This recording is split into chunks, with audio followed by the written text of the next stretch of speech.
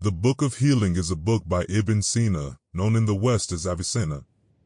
It explores the nature of the physical world, focusing on concepts like motion, rest, place, and time.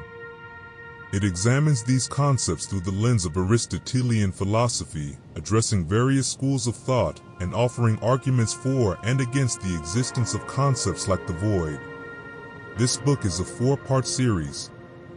Part 1, on the causes and principles of natural things. Chapter 1, explaining the means by which to arrive at the science of natural things from their first principles. Think of the universe as a magnificent symphony, a harmonious blend of notes and rhythms that create a magnificent whole. To truly appreciate this symphony, one doesn't fixate on a single note, a solitary instrument. Instead, one must embrace the entirety of the composition, the interplay of its diverse elements. Book 1, Chapter 1 of Ibn Sina's The Book of Healing, much like a seasoned conductor guiding his orchestra, encourages a shift from this narrow, fragmented perspective toward a broader, more unified understanding of reality. It presents the idea of common notions, the universal principles that orchestrate the world of forms and transformation, the very world we perceive through our senses.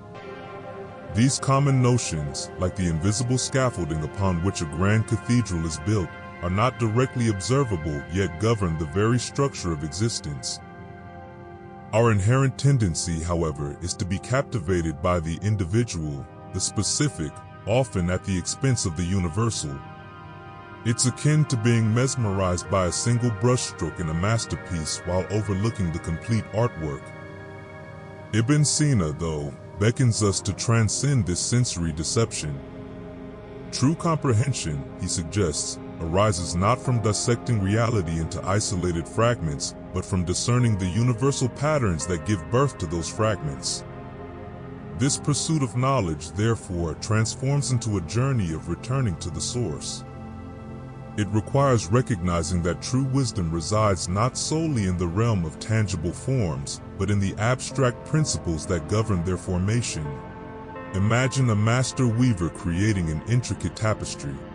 They envision the final design not as a collection of individual threads, but as a unified expression of color and pattern. Similarly, understanding the universe necessitates perceiving the underlying harmony, the grand design, that connects all its seemingly disparate parts. This is not to disregard the significance of particulars, just as individual musical notes contribute to a melody's beauty. Their importance, however, can only be fully grasped within the context of the whole. The path to true knowledge, according to Ibn Sina, lies in navigating the expanse between the general and the specific, the simple and the complex. It's about aligning our perception with the natural cadence of existence, a cadence orchestrated by the elegant dance of universal principles. Chapter 2, Enumerating the Principles of Natural Things by Assertion and Supposition. It's easy to get lost in the details, the individual threads, the intricate patterns, but beneath it all lies a simple truth. Every element in this grand cosmic design, from the smallest grain of sand to the most distant star, is woven from the same fundamental principles.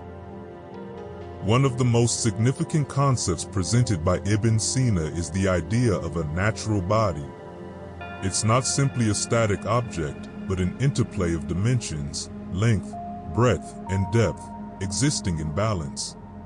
Imagine a dancer, fluidly moving through space, their every movement a testament to the interconnectedness of these dimensions.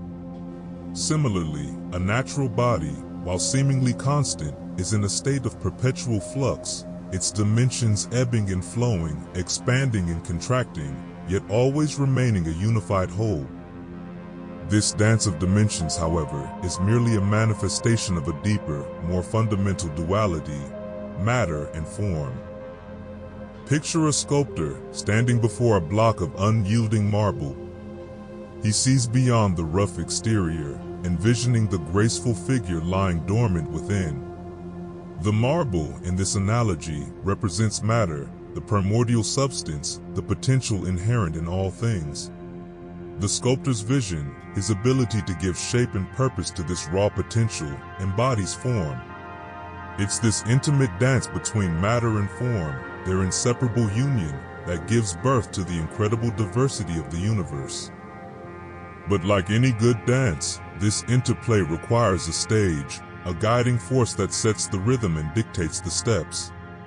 Ibn Sina calls this force the agent, an entity that infuses matter with form, transforming potentiality into actuality. Imagine a master puppeteer skillfully manipulating his marionettes, breathing life into their every gesture. Similarly, the agent acts as the driving force behind the cosmic dance of matter and form, orchestrating their movements and guiding them towards a predetermined goal. This ultimate aim, the grand finale of the cosmic ballet, is what Ibn Sina terms the end, the purpose, the final cause, towards which all of creation is drawn. Ibn Sina then introduces the concept of common principles, likened to invisible threads connecting seemingly disparate beads on a necklace. These principles, he explains, are not confined to a particular entity or phenomenon, but operate at a universal level, governing the interactions of matter, form, agent, and end, ensuring the harmonious functioning of the cosmos. He distinguishes between two types of common principles. The first signifies a single universal entity, such as the concept of God. The second encompasses broader notions like agent and end, which, while universally applicable, manifest in diverse and seemingly unrelated ways. The chapter further clarifies the relationship between matter, form, and their absence, termed privation. Imagine a potter molding clay on a spinning wheel. The clay, in its formless state, represents matter. The potter's hands, shaping and molding the clay, embody form. Privation, in this context, is the absence of the final form, the cup, the vase, the plate, that the potter envisions.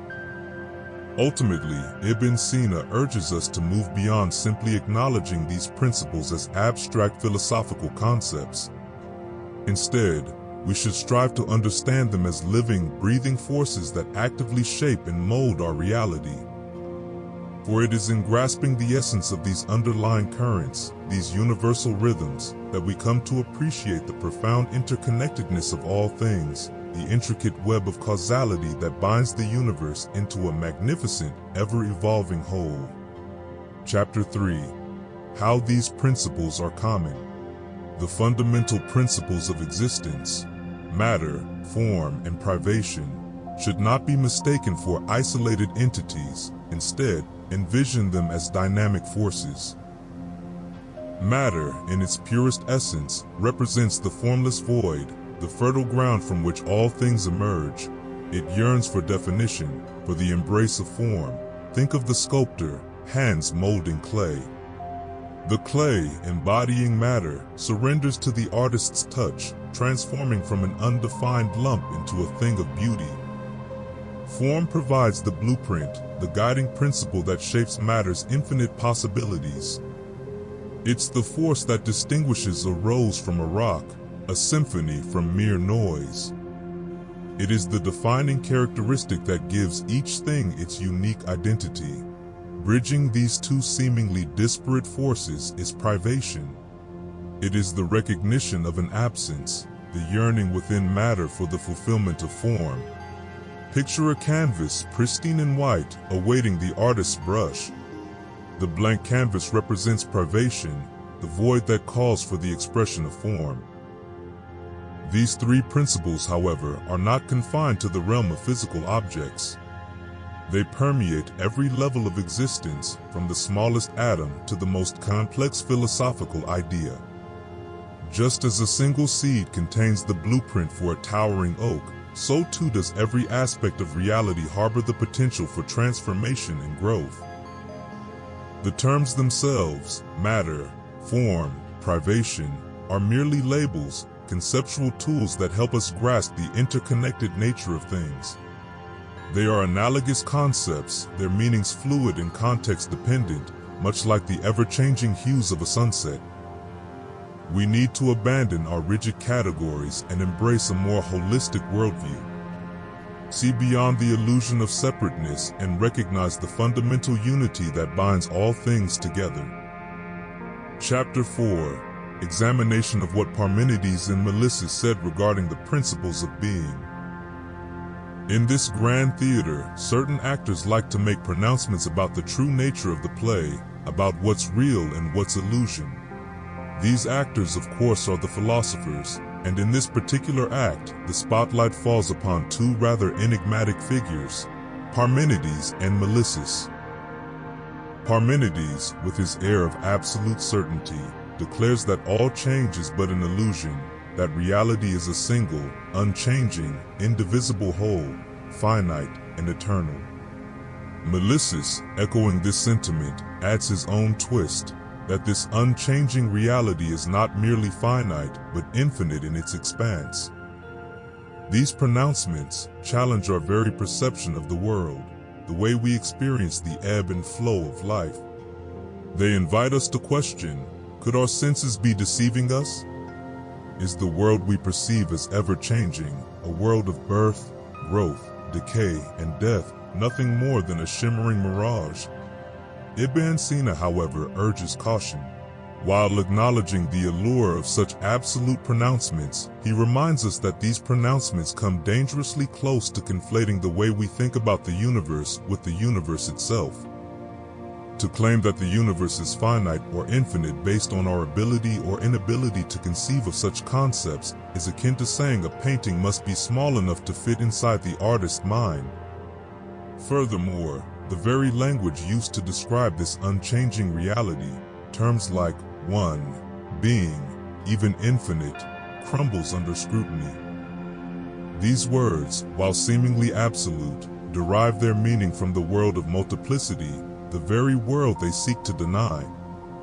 Can we truly grasp oneness without the contrast of manyness?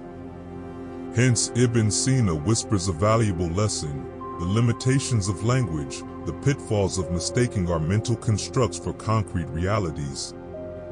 The universe, in its infinite vastness, likely transcends our limited categories of finite and infinite, one and many. To truly understand the play of existence, perhaps we must learn to silence the pronouncements, to quiet the mind, and simply observe, with open hearts, the grand cosmic dance unfolding before us. Chapter 5: On Defining Nature, a concept as elusive as it is fundamental. Aristotle, the old sage of the Greeks, defined nature as an internal principle of change and rest. This definition, seemingly simple, holds profound implications. It suggests that change is not merely something imposed from outside, but an inherent tendency within things. A seed doesn't become a tree because a gardener forces it. The potential for growth, for becoming a tree, already resides within the seed itself. Now, some philosophers, enthralled by this idea of a universal principle, imagine nature as a kind of cosmic soup, a single essence permeating all of existence.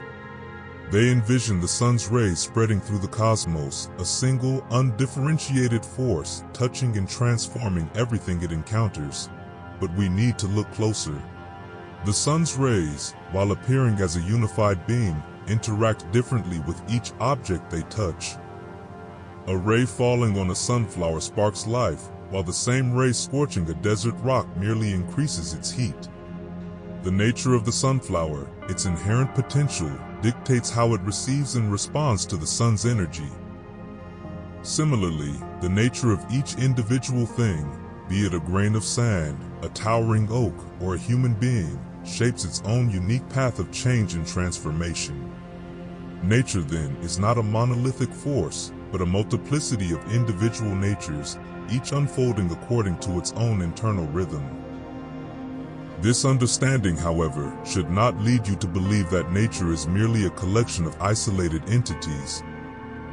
Just as individual waves rise and fall within the vast ocean, individual natures participate in a larger, interconnected cosmic dance.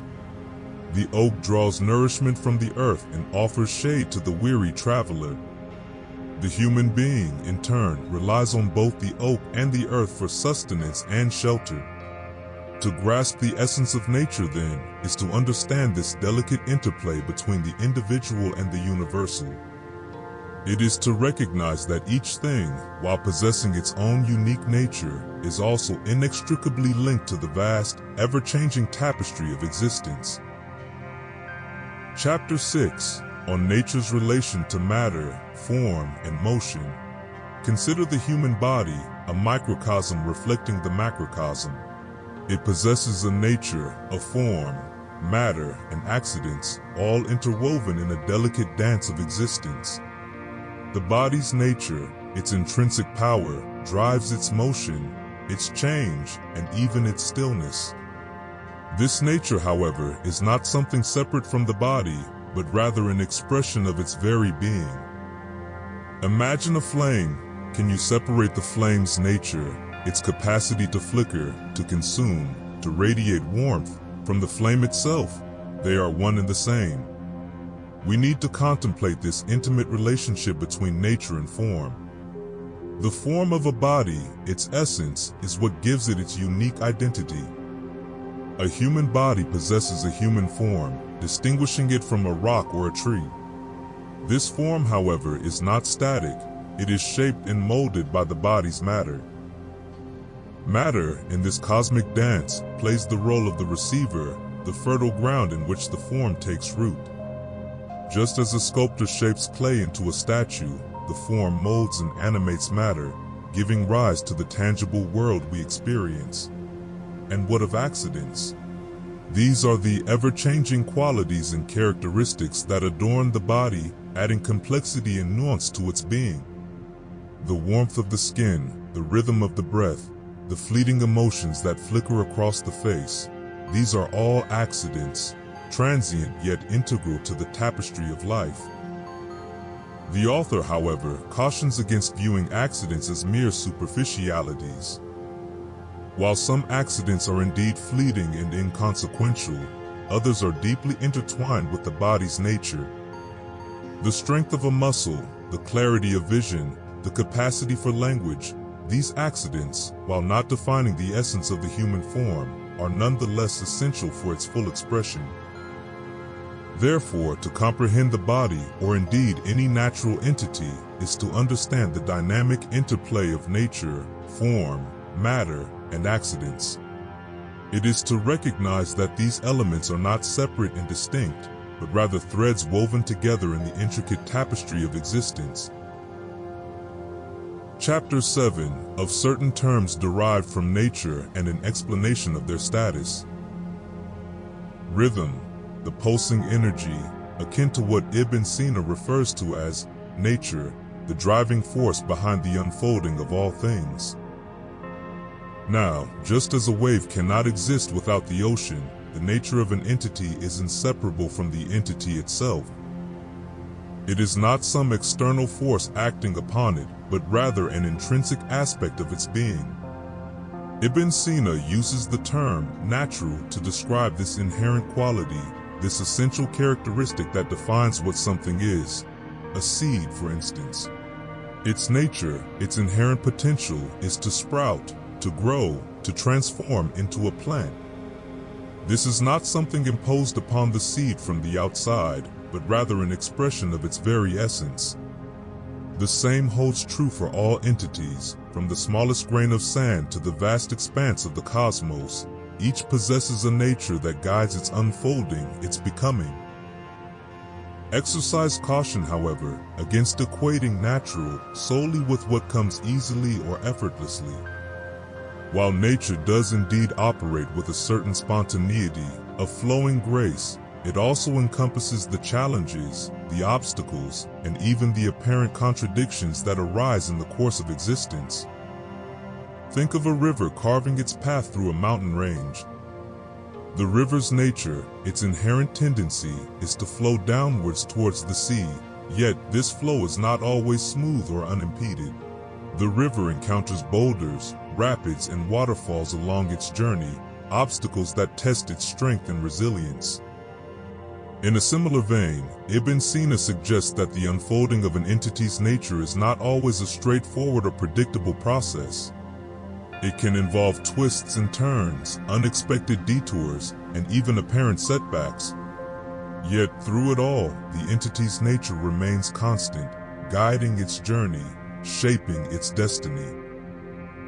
Ibn Sina further highlights that natural can encompass a wide spectrum of characteristics and qualities, depending on the specific entity in question. The nature of a rock, for example, might be characterized by its solidity, its durability, its resistance to change. The nature of a bird, on the other hand, might be defined by its ability to fly, to sing, to build nests, and the nature of a human being. Perhaps it lies in the capacity for thought, for creativity, for love, for the very act of questioning the nature of existence itself. To grasp the concept of natural, then, is to embrace the inherent complexity and diversity of the cosmos. It is to recognize that each entity, each wave in the vast ocean of existence, possesses a unique rhythm, a distinct way of being that is both an expression of its own essence and a reflection of the interconnectedness of all things. Chapter 8, on how the science of physics conducts investigation and what, if anything, it shares in common with the other sciences. Think of the pursuit of knowledge as a kind of pilgrimage, a journey into the heart of reality. Ibn Sina invites you to consider how this journey unfolds within the realm of physics, a word that might evoke images of laboratories and equations, but in this context points to something far more profound, the study of the ever-changing world of nature. Just as a map helps you navigate a physical landscape, so too does a clear understanding of the scientific method illuminate the path of inquiry within the natural world. Ibn Sina emphasizes that this method is not about imposing rigid rules or seeking to control nature, but rather about aligning yourself with its inherent order, its innate harmony. Imagine a skilled sailor adjusting their sails to catch the wind. In a similar vein, the scientific method, as presented by the author, involves observing the natural world with an attentive mind, discerning patterns and connections, and formulating hypotheses that can be tested through further observation and experimentation. Resist the temptation, however, to mistake the map for the territory, to become so fixated on methods and theories that you lose sight of the vibrant reality they are meant to illuminate. The true essence of physics, Ibn Sina suggests, lies in cultivating a deep familiarity with the natural world, an intuitive grasp of its rhythms and cycles. Think of a gardener who, through years of experience, develops an intimate understanding of the soil, the seasons, and the needs of different plants. This gardener doesn't rely solely on textbooks or formulas, but also draws on a deep well of accumulated wisdom, a direct connection to the living world. In a similar way, Ibn Sina emphasizes that the study of physics should not be confined to the realm of abstract thought, but should also encompass direct experience, hands-on exploration, and a willingness to learn from the natural world itself. He further highlights the importance of recognizing the limitations of human knowledge. Just as you might encounter unexpected turns or hidden pathways on a physical journey, so too will you inevitably encounter mysteries and unknowns in your exploration of the natural world. Embrace its mysteries, not as obstacles to be overcome, but as invitations to deepen your inquiry, to expand your understanding of the vastness and complexity of existence. The key takeaway is this: the pursuit of knowledge within physics is not about achieving mastery over nature, but about cultivating a deep and abiding respect for its wisdom, its beauty, and its infinite capacity for surprise. It is a journey that begins with observation, guided by method, but ultimately leads to a profound sense of wonder and humility in the face of the cosmos. Chapter 9, on defining the causes that are of the greatest interest to the natural philosopher in his investigation. Consider the role of the natural philosopher, the seeker who, like an artist observing the intricate patterns of the tapestry, seeks to understand the fundamental causes that give rise to the ever-changing forms of the natural world.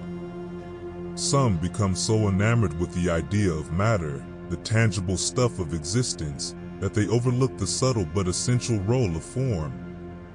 They are like those who, fixated on the individual threads of the tapestry, fail to perceive the overall design, the harmonious arrangement of elements that gives it meaning and beauty. Form is not merely a static shape or structure, but rather a dynamic principle, a force that guides the organization and development of matter. The river's flow is not random or arbitrary, but is guided by the lay of the land, the force of gravity, and ultimately the pull of the ocean itself. In a similar way, the Ibn Sina suggests that all natural phenomena, from the growth of a plant to the movement of the stars, is ultimately directed toward the realization of a harmonious cosmic order.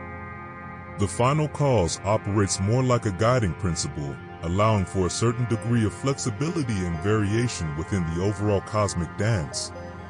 Approach the study of nature with both an open mind and a discerning eye, recognizing the limitations of human understanding while remaining ever open to the mystery and wonder that lie at the heart of existence. Chapter 10, on defining each of the four kinds of causes: the material, the efficient, the formal, and the final. The material cause, like the clay molded by a sculptor, represents the underlying substance upon which the other causes act. The efficient cause, likened to the sculptor himself, is the active principle that brings about change or motion. The formal cause, akin to the sculptor's vision, embodies the essence or blueprint that guides the transformation. And lastly, the final cause, often elusive but always present, represents the ultimate purpose or end for which something exists or comes into being. Ibn Sina elaborates on the nature of the final cause, often misunderstood as a rigid predetermined outcome. Instead, it operates as a guiding principle, an inherent striving within nature towards order and completion. This striving, however, doesn't negate the possibility of chance or variation.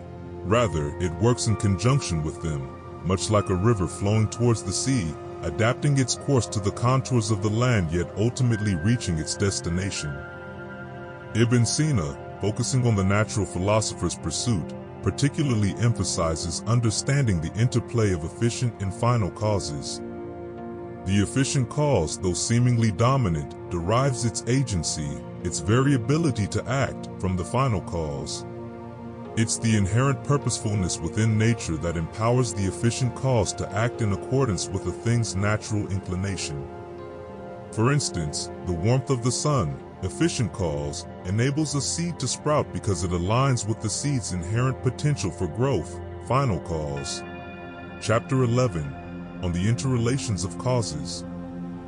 Try to absorb the intricate connections between causes, their interdependence a testament to the unity that underlies the apparent multiplicity of the world. Ibn Sina differentiates between essential causes, those directly and intrinsically involved in a thing's becoming, and accidental causes, those external factors that might influence the outcome but are not fundamental to its nature. Take, for instance, a physician healing a patient. The physician's skill and knowledge constitute the essential efficient cause of the cure, while the quality of the herbs used or the patient's overall disposition represent accidental causes. Furthermore, Ibn Sina distinguishes between proximate causes, those acting directly and immediately, and remote causes, those further removed in the chain of causation. The sculptor's chisel acts as the proximate efficient cause because it is directly related, while the quarry from which the marble was extracted represents a remote material cause. Ibn Sina differentiates between specific causes pertaining to particular instances and general causes encompassing a broader range of effects. The seed sprouting into a plant. The specific formal cause lies in the unique blueprint of that particular seed, while the general formal cause encompasses the principle of growth inherent in all living things. This tapestry of causation, woven with threads of essential and accidental, proximate and remote, specific and general, reflects the intricate dance of existence.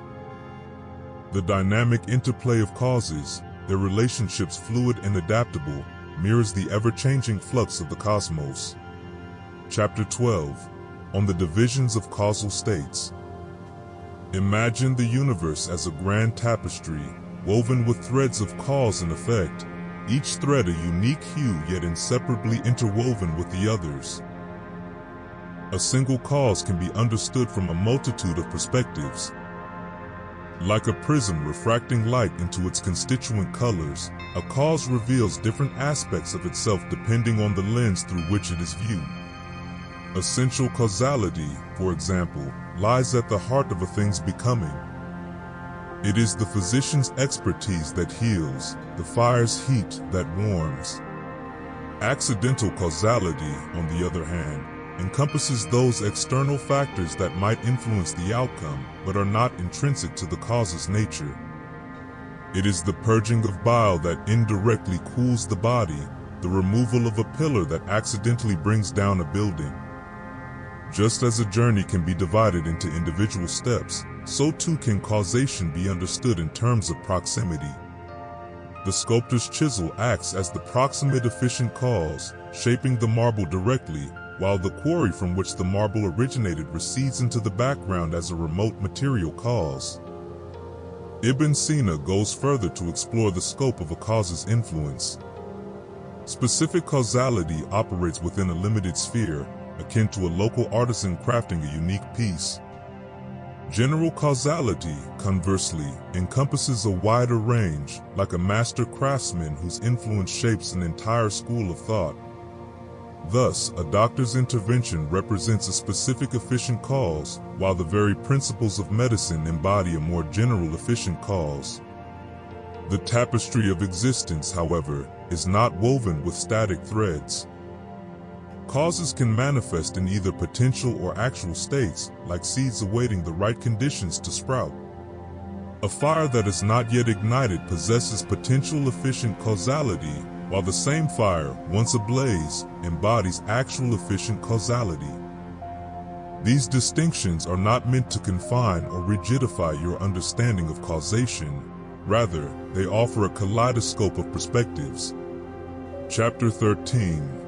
Discussion of luck and chance, the difference between them, and an explanation of their true state. Consider the enigmatic dance of coincidence and happenstance, often veiled in the language of luck and chance. These concepts, often misconstrued as forces in their own right, reveal themselves as mere reflections of the web of causation that underpins reality. Chance arises from the convergence of independent causal chains, a meeting point where the intentions of one agent intersect, often unexpectedly, with the actions of another.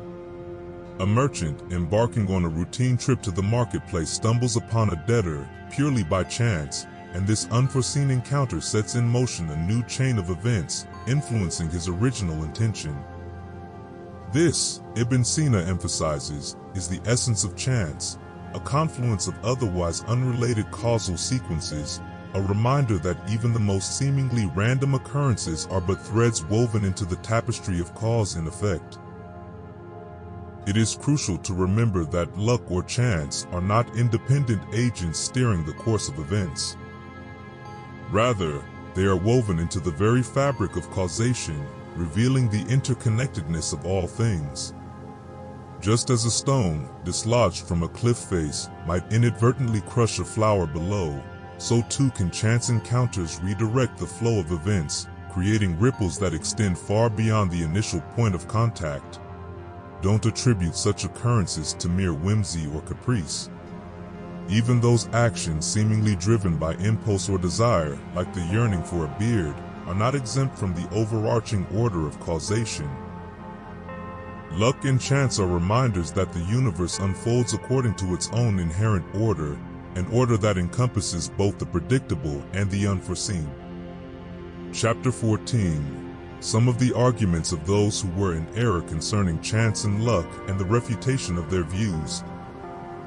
There lies a human tendency to seek patterns and explanations, even in the face of seeming randomness. This restless search for order often leads individuals down a labyrinth of illusory causes, mistaking coincidence for agency. the arguments of those who mistakenly elevate chance to the status of a causal agent are presented, only to be meticulously deconstructed, revealing the flaws in their reasoning. One such argument attempts to find evidence of chance in the realm of natural generation, specifically in the formation of animals. Why, these proponents of chance might ask, do we not witness the spontaneous generation of creatures like elephants from a random confluence of elements? Why is it always the comparatively simpler creatures, like flies and worms, that seem to emerge from such seemingly random beginnings? Is this not proof, they might argue, that chance plays a role in the natural order?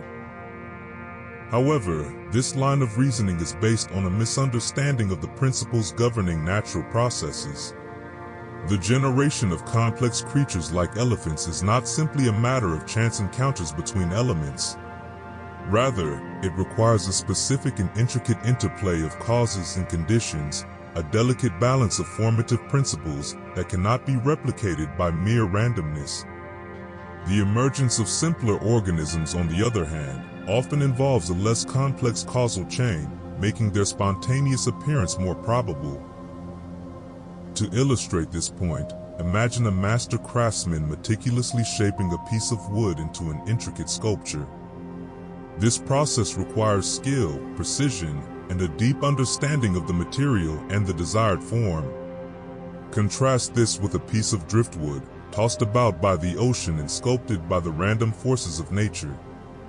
While both processes might result in interesting shapes, only the former reflects intentional design and a deliberate ordering of causes. Chapter 15. How causes enter into investigating and seeking the why question and the answer to it. Just as a skilled musician coaxes harmony from an array of instruments, so too does the natural philosopher seek to discern the interplay of causes that give rise to the symphony of existence. Ibn Sina emphasizes the importance of understanding all causes, particularly the form, to truly comprehend an effect. A potter molding clay. It is not enough to simply acknowledge the material cause, the clay itself. One must also grasp the formal cause, the shape, the design, the essence of the pot, to fully appreciate the finished creation. Ibn Sina cautions against limiting one's focus to merely material or mechanical explanations, as exemplified by the field of mathematics. While mathematics excels at quantifying and describing the formal relationships within the cosmos, it fails to capture the dynamic interplay of causes that characterize the natural world. To truly grasp the essence of a flower, for instance, one must move beyond mere measurements of its petals and delve into the interplay of sunlight, soil, and water that contribute to its blossoming. The human will, unlike the predictable movements of celestial bodies, is influenced by a myriad of factors, many of which operate below the level of conscious awareness.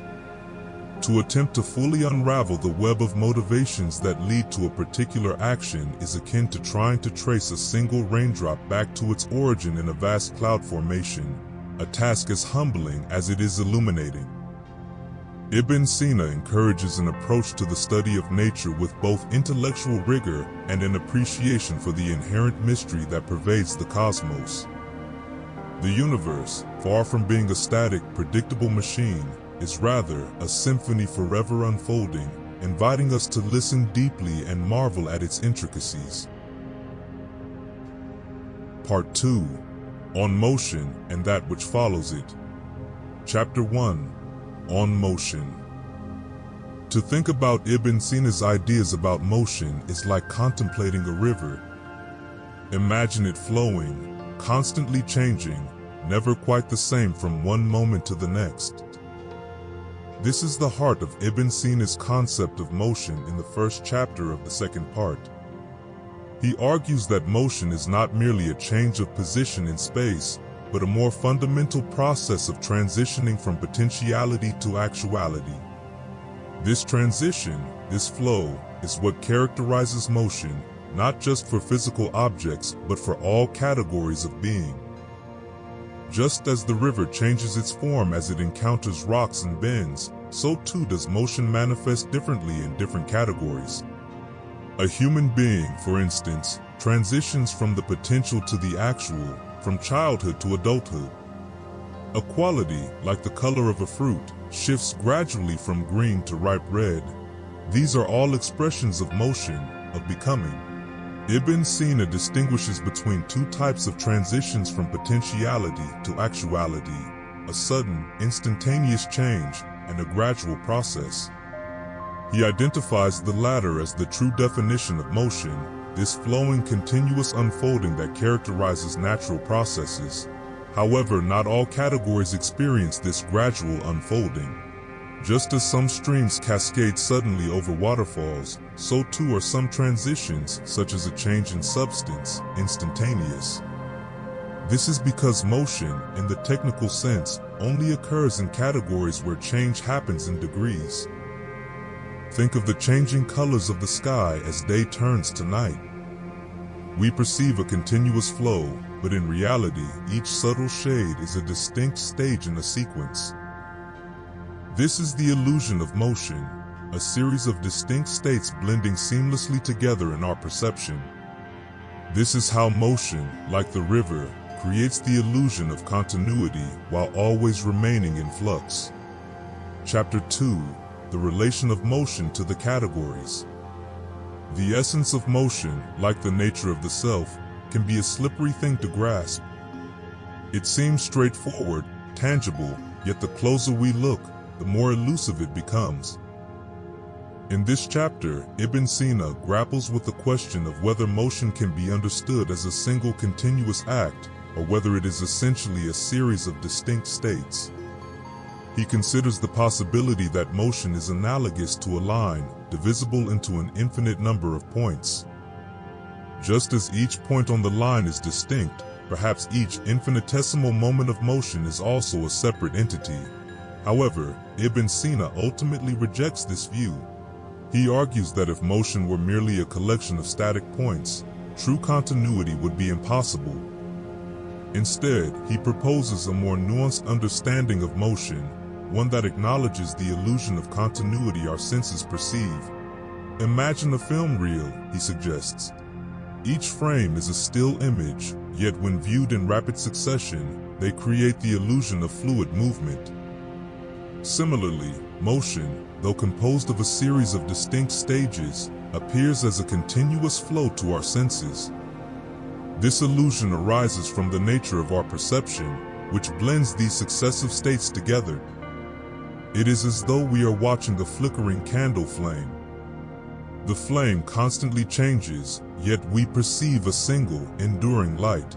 This is the essence of Ibn Sina's insight. Motion is not a static thing to be divided and measured, but a dynamic process of becoming.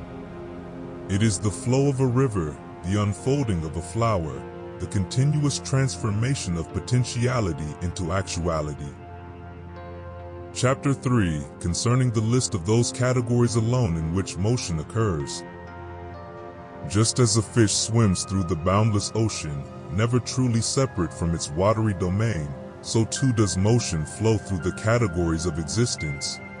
Suppose quality, quantity, place, and position are different threads. Ibn Sina observes that motion, like a subtle current, courses through these threads, weaving together the fabric of our experience. It is not bound to any one category, but rather manifests itself uniquely in each, revealing the dynamic interplay of change and transformation.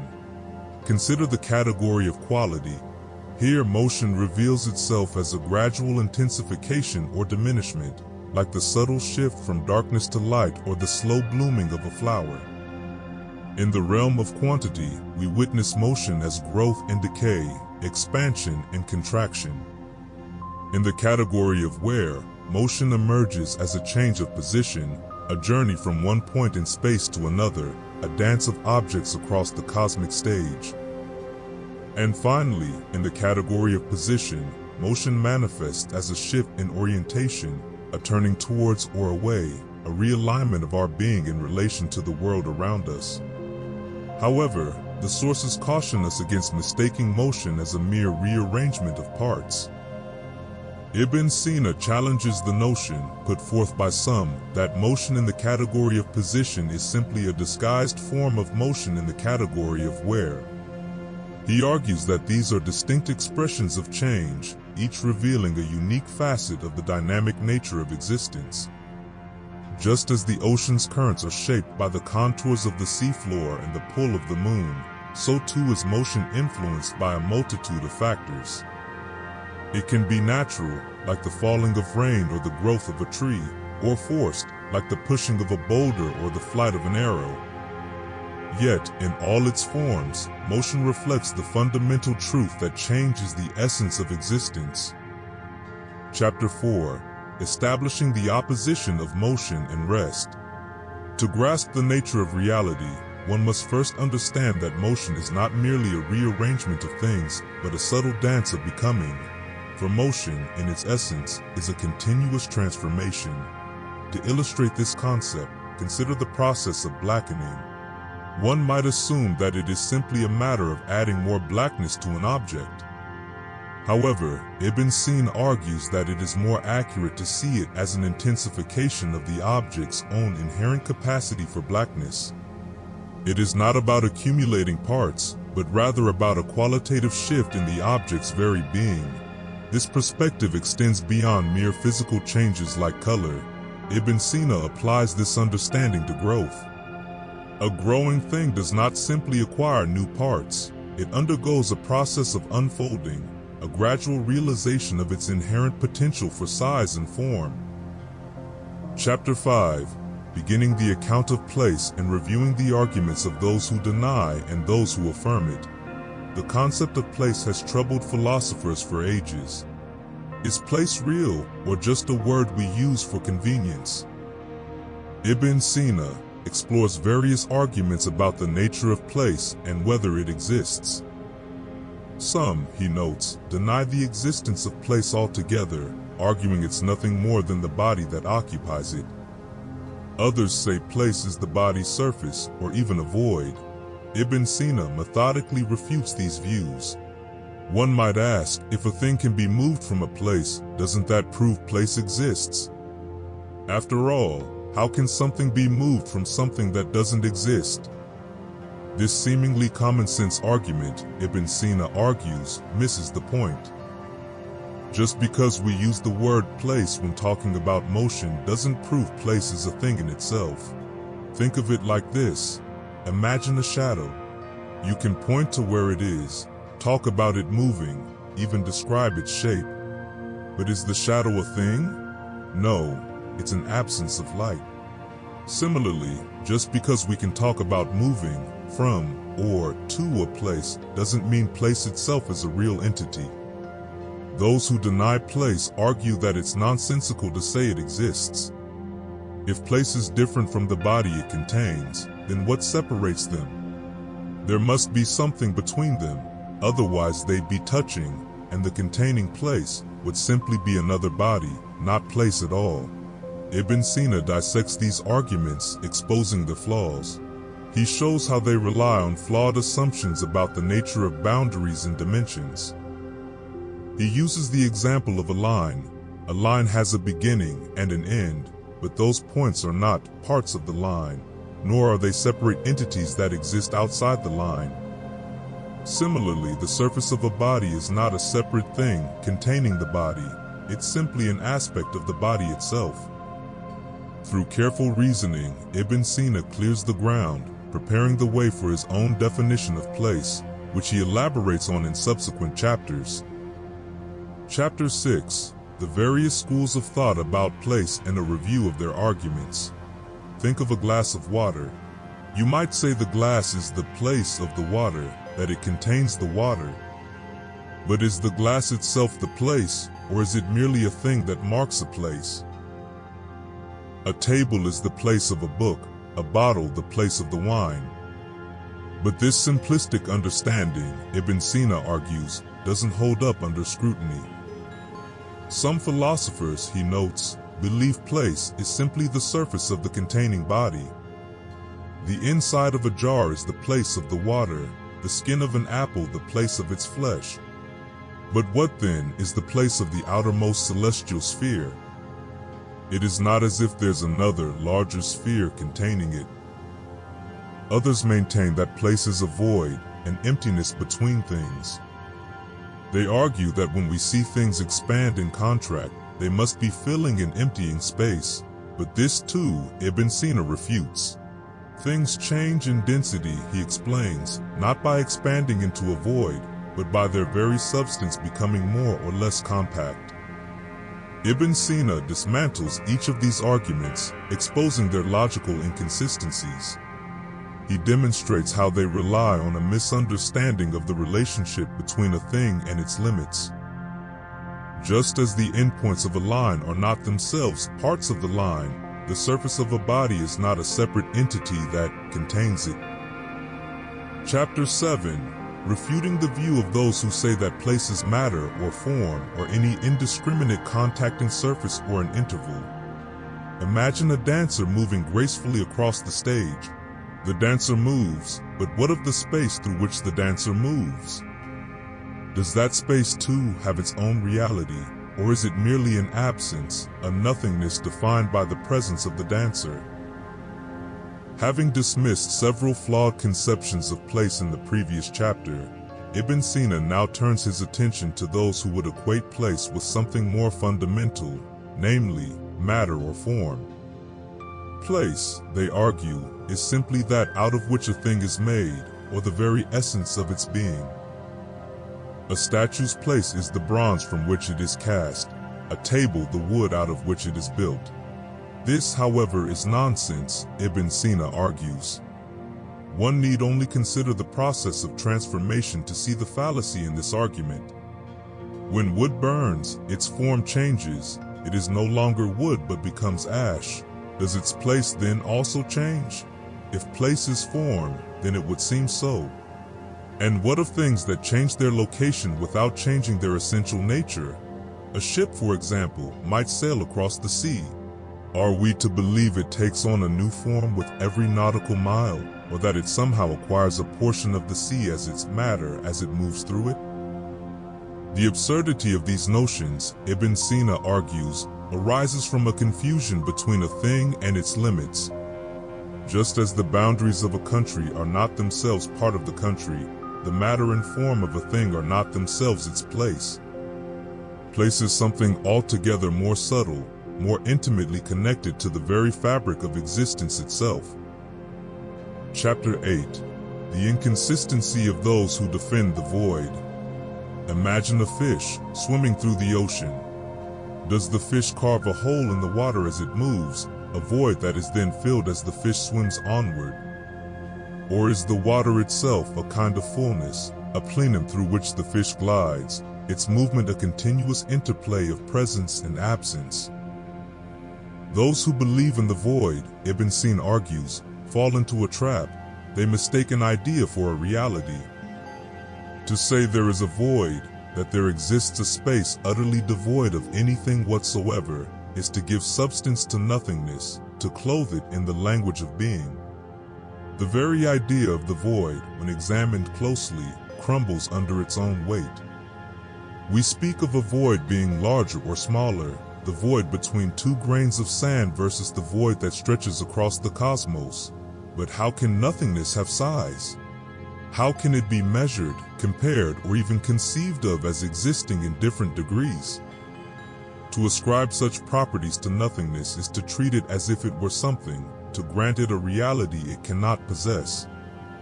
Those who argue for the void, Ibn Sina notes, often point to observations of expansion and contraction as evidence. When a sponge is squeezed, they say, it is the void rushing in to fill the space between its parts. But this, Ibn Sina contends, is a misunderstanding of the nature of density and rarity. A thing can change its volume without any need for a void to enter or exit. Just as water can transform from solid ice to liquid to ethereal vapor, so too can substances become more or less dense without any break in their continuity. The belief in the void, Ibn Sina suggests, ultimately stems from a failure to grasp the true nature of continuity. To speak of a void existing between things is to imagine those things as fundamentally separate, as discrete entities with hard edges and empty spaces between them. But the reality is far more fluid, far more interconnected. Just as the colors of a rainbow blend seamlessly into one another, so too do the elements of the cosmos interpenetrate and flow into one another in a continuous dance of being. Ibn Sina, having refuted the arguments for the void, proceeds in the following chapter to build a case for a more nuanced understanding of space. Chapter 9, the essence of place in its confirmation and the refutation of the arguments of those who deny and are in error about it. Imagine a house. Is the house merely the sum of its bricks and mortar, or is there something more, a principle of order that makes those materials into a dwelling, a place of shelter and repose? Place, Ibn Sina proposes, is not a thing in itself but rather a principle of relation. It is the limit of the containing body, the boundary where one thing touches another, and it is through this touching, this meeting of surfaces, that the very possibility of location and movement arises. To speak of a body's place, then, is not to point to some empty box in which it sits, but rather to describe its position relative to other bodies, its embeddedness in a web of connections and interactions. Ibn Sina, having laid out his own view, turns to address the arguments of those who deny the reality of place altogether. Some, he notes, argue that place is an illusion, a mere product of our minds, since we cannot perceive it directly but only infer its existence from the positions of things within it. But this, Ibn Sina counters, is like saying that a dance is unreal because we cannot see the space through which the dancers move. Just as the movements of the dancers define the space of the dance, so too do the positions of bodies reveal the underlying principle of place that orders their relations. Others, Ibn Sina observes, argue that place cannot be real because it would lead to absurdities, such as the possibility of two bodies occupying the same place at the same time. But this objection, Ibn Sina suggests, arises from a misunderstanding of the nature of continuity and change. When a body moves through space, it is not as if it jumps from one point to another, leaving a gap in its weight. Rather, its movement is a continuous process of displacement, of flowing from one point to the next, such that it is always in a place, even as that place itself is constantly being redefined by its movement. Ibn Sina, having refuted these objections, concludes by reaffirming his own definition of place, emphasizing its role as a principle of order and connection within the physical world. Place, he suggests, is not some static backdrop against which the drama of the cosmos unfolds, but rather an integral part of that drama, a dynamic principle that shapes the very possibilities of being and becoming. Chapter 10. Beginning the discussion about time, the disagreement of people concerning it, and the refutation of those erring about it. Imagine a seed bursting forth from the earth, reaching for the sky. What is it that guides its growth, its unfolding into the world? Ibn Sina, having explored the nature of motion and place, shifts his focus to the question of what makes a body behave in a particular way. He begins by establishing that certain attributes are inseparable from a body's very existence: its space, its shape, and its inherent qualities. These attributes are not merely accidental, but rather flow from the body's essential nature, its inner principle of order and activity. This principle is what drives a body to seek its natural state, its proper place within the cosmic order. Just as a stone, when thrown into the air, naturally falls back to the earth, so too does every body strive to occupy the space, the quality, the quantity that is most fitting for its constitution. This natural inclination is not a matter of conscious choice, but rather an expression of the body's inherent tendencies. It is like the coolness of water, which is not something imposed from without, but rather a quality that naturally emerges from the water's inner constitution. A body, however, is not always in its natural state. Forces can act upon it, displacing it from its proper place, altering its natural qualities. But even when a body is forced out of its natural state, Ibn Sina suggests, its inner principle remains, like a seed buried beneath the earth, waiting for the opportunity to sprout. When the constraining forces are removed, the body will naturally return to its equilibrium, like a pendulum swinging back to its center. Chapter 11. Identifying and affirming the essence of time. Think of a river flowing endlessly, always changing, yet always the same. We mark the passage of time, days, weeks, years, but what is this thing we measure? Ibn Sina argues that time is not something separate from motion, but rather a measure of its possibility. He begins by observing that two objects can move at different speeds or cover different distances, even if they start and stop moving at the same time. This suggests that time is not simply a matter of counting moments, but rather involves a relationship between motion and the potential for motion. Imagine two runners, one swift, the other slow, both embarking on a journey. Even though they start and finish together, the faster runner has the potential to cover a greater distance in the same amount of time. This potential, Ibn Sina suggests, is what gives rise to our experience of time. Time, then, is not a container for events, but rather a dimension of motion itself. Just as a line can be divided into an infinite number of points, so too can motion be divided into an infinite number of instants. These instants, however, are not like beads on a string, existing independently of the string itself. Rather, they are like the points on a line, which have no existence apart from the line itself. The present moment in this view is like a point perpetually in motion, tracing out the flow of time. It is not a fixed point, but rather a constantly shifting boundary between the past and the future. Ibn Sina's conception of time, like the river, challenges our ordinary ways of thinking. Time is not a separate entity, but rather an inseparable aspect of a dynamic and interconnected cosmos. It is a measure of change, a reflection of the infinite potential that lies at the heart of all things. Chapter 12. Explaining the instant. Imagine a film reel composed of countless frames. Each frame, a fleeting glimpse, a snapshot of a moment.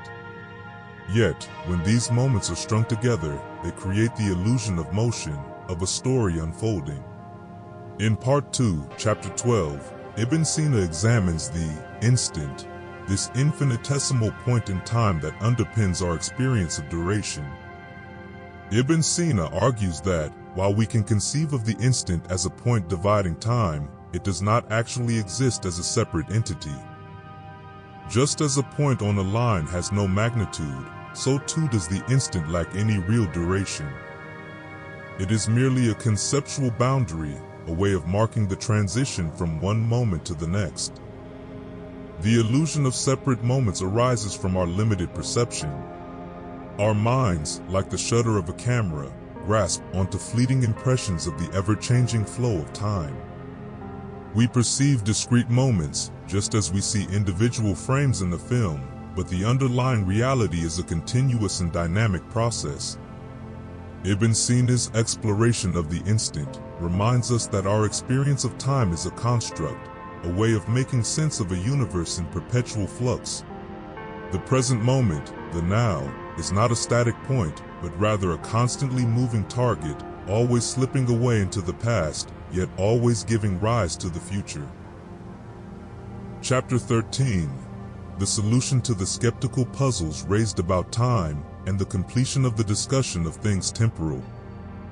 Time, like a river, flows ceaselessly, a current without eddies or still waters. Just as one cannot pinpoint the precise boundary where the salty air of the ocean becomes the mist on one's face, so too is it impossible to isolate a single instant within the continuous flow of time. We may speak of past, present, and future, but these are merely constructs of the mind, conceptual tools for navigating the landscape of existence. The sources explain that Ibn Sina identifies several skeptical puzzles about time, challenges posed by those who sought to dissect and categorize this elusive phenomenon. One such puzzle revolves around the seemingly paradoxical nature of both past and future existing in relation to the present moment. If the past is gone and the future is yet to be, how can we speak of them as having any reality? Ibn Sina, however, suggests that this puzzle arises from a misunderstanding of the nature of time itself. The past, present, and future are not separate compartments, but rather different facets of a unified whole. Imagine a melody. Each note exists only in the moment it is played, yet it is also part of a larger structure, a temporal tapestry woven from the interplay of sound and silence. Similarly, every moment in time, while fleeting, carries within it the echoes of the past and the seeds of the future. To grasp the essence of time, one must move beyond the limitations of linear thinking and embrace a more holistic perspective. Time, in its totality, is a boundless ocean, and the present moment is but a single wave, rising and falling within its vast expanse. The concepts of ancient, everlasting, eternity are also explored by Ibn Sina. He suggests that these ideas, while seemingly opposed, are ultimately different expressions of time's infinite nature. That which is ancient stretches back into the immeasurable depths of the past, while the everlasting extends indefinitely into the future. Both point towards the limitless nature of time's embrace. Ibn Sina also addresses the temporal concepts of suddenly, right away, just before, and just after. These terms, often used to describe the immediacy of events, highlight our attempts to impose order and sequence on the flow of time. Yet, like signposts in the desert, they merely mark points along an infinite continuum, their significance fleeting and relative. Part 3 of Ibn Sina's The Book of Healing. Chapter 1. The manner of investigation peculiar to this book. The essence of reality, like a swirling mist on a mountaintop, evades our attempts to grasp it. We find ourselves drawn to the tangible, to the bodies and the movements we perceive with our senses. Ibn Sina, in Chapter 1 of Part 3, invites us to contemplate the nature of these tangible things, their inherent connection to the ethereal realm of quantity. Natural things, in their essence, are bodies existing as both entities and states. Both these aspects, intertwined, are bound to quantity. Bodies are defined by their dimensions, while their states are measured by time and other factors that emanate from them, be it directly or indirectly. Quantity, a concept so fundamental yet elusive, reveals itself in various forms. It inheres in the very fabric of time, shaping the movements of bodies. It's intrinsically woven into the relationship between numbers and their tangible expressions, a testament to the interplay between the abstract and the concrete. Like a river cascading down a mountain, the investigation of quantity follows a natural order. Before one can truly grasp the immensity of the finite, one must first confront the enigma of the infinitesimal, the infinite divisibility of matter and the forces that govern it. This echoes the ancient wisdom that the path to understanding the vast often begins with the minute, a journey inward mirroring the outward exploration of the cosmos. Chapter 2, on succession, contiguity, following immediately, interpenetration, cohesion, continuity, intermediate, limit, being together and being separate. Imagine a universe where boundaries blur and every ending is but a beginning in disguise. In the second chapter of the third part, Ibn Sina guides us through a tranquil garden of abstract concepts. Succession, like a trail of stepping stones across a still pond, speaks to the inherent order of the universe. One element follows another, sometimes identical, sometimes diverse, yet always connected by an invisible thread of shared essence. Contiguity introduces the concept of closeness, where two distinct elements brush against each other without merging. It's the gentle touch of a summer breeze on your skin, a reminder of the delicate boundary between separation and unity.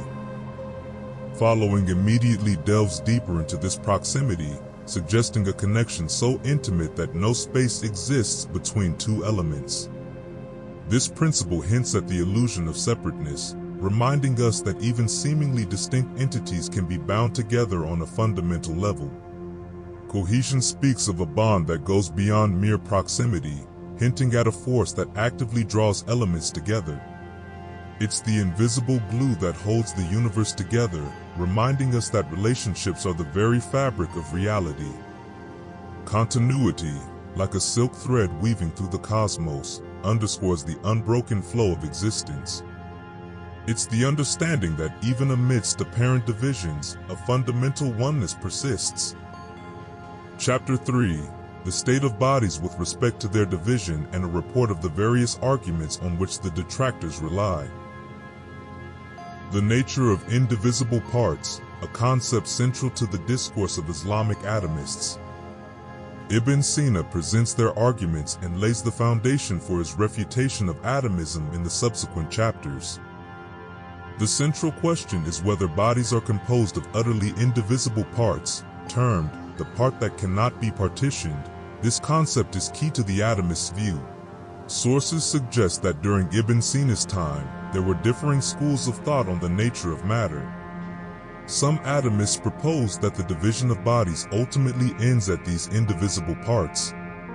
They argued for the existence of a smallest unit for each element, beyond which it could not be divided. For instance, there would be a smallest conceivable part of water which, if divided further, would cease to be water.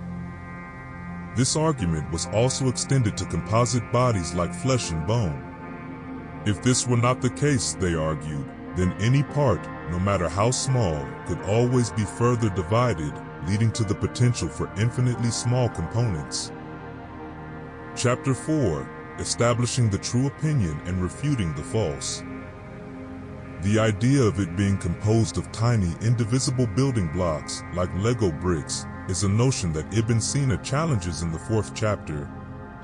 He argues against the atomist's view of an actually infinite number of parts existing within a finite body. This, he reasons, is logically impossible. To traverse an infinite number of things would require an infinite amount of time, yet we experience change and motion within the finite realm of our existence. One of the central points against the atomist's perspective is the nature of a unit. A unit, by definition, is indivisible. Adding units together, whether by contiguity, interpenetration, or continuity, ultimately leads to contradictions if we assume an infinite number of these units. Imagine a drop of water merging with the vast ocean. It becomes part of the continuum, losing its individual identity. Similarly, if bodies were infinitely divisible, they would lack the defined boundaries necessary for their distinct forms to exist. The process of division, according to Ibn Sina, eventually reaches a point where a body can no longer retain its form. It's like trying to divide a piece of fruit infinitely. At some point, you're left with particles that are no longer recognizable as that fruit. The atomists presented several puzzles or thought experiments to support their view. One such puzzle involves the hypothetical stretching of a body. The atomists proposed that this stretching would lead to gaps between the indivisible parts. Ibn Sina counters that this is not the case. The stretching affects the arrangement and intervals between the parts, not their fundamental nature. Chapter 5. Solution to the puzzles of those who prattle on about the atom. Imagine trying to grasp the universe with a set of tweezers, picking at its fabric as if it were composed of tiny, indestructible beads. The atomists, in their attempts to understand the composition of the universe, propose that all matter is ultimately reducible to indivisible particles. Ibn Sina argues that the atomist's concept of aggregation, the notion that distinct, indivisible parts exist in a body, separated by mere contiguity, is inherently problematic. If this were true, he reasons, there would be no need for the process of separation to demonstrate the existence of these parts. He further challenges the atomist's view by exploring the relationship between number and magnitude. The atomists suggest that bodies of equal magnitude must be composed of an equal number of parts. Ibn Sina counters this by demonstrating that even if one were to grant the existence of atoms, bodies with the same number of atoms could still differ in magnitude due to the varying sizes of the atoms themselves. Ibn Sina then turns his attention to the process of division, arguing that it does not proceed infinitely. He posits that there is a limit to how small a body can become while still retaining its essential form. Just as a drop of ink, when mixed with a larger quantity of water, eventually loses its distinct color, so too does a body, when divided beyond a certain point, lose its defining characteristics and cease to be what it was. This limit to divisibility is not determined by an arbitrary point in space, but by the very nature of the body itself. Ibn Sina illustrates this concept using the example of earth, air, fire, and water. He argues that the smallest possible particle of each of these elements is not necessarily equal in size. Rather, the smallest particle that can exist as air, for instance, might be large enough to be further divided and transformed into fire. The transformation of elements, according to Ibn Sina, is not merely a rearrangement of indivisible particles. Instead, it involves a fundamental alteration in the body's form. It is a process of becoming something genuinely different, not simply a reshuffling of pre-existing, unchanging units. Chapter 6. On the interrelations of distances, motions, and times with respect to this topic, and an explanation that no first part belongs to them. Imagine the universe not as a clunky machine of separate parts, but as a flowing river, a continuous stream of experience where boundaries are blurred and divisions are arbitrary. Having established that bodies are not composed of indivisible particles, Ibn Sina argues that the very notions of distance, motion, and time must also be understood as continuous rather than discrete. He points out that these three concepts are intrinsically linked. Motion is the traversing of distance over a period of time. If any one of these were to possess a discrete or atomic structure, the others would necessarily follow suit. The atomists, in their attempt to quantify the universe, suggested that distance could be reduced to a series of minimal, indivisible units. Ibn Sina refutes this by demonstrating that if such minimal distances were to exist, they would imply the existence of minimal motions and minimal times as well. Just as a line, when divided, yields smaller lines, so too would a minimal distance, if divided, produce even smaller distances, contradicting its indivisible nature. The same logic applies to motion and time. A minimal motion, if further divided, would imply the existence of even smaller, quicker motions, and a minimal time would likewise be divisible into even briefer moments. Ibn Sina masterfully demonstrates that the atomist's attempt to impose a rigid, particulate structure onto the universe ultimately collapses under its own weight. If distance, motion, and time were reducible to indivisible units, the universe would be a series of jerky starts and stops, a collection of frozen moments rather than a fluid, interconnected reality. He invites us to consider instead a universe where distance, motion, and time flow seamlessly into one another, where there are no ultimate building blocks, no fundamental units upon which the cosmos rests.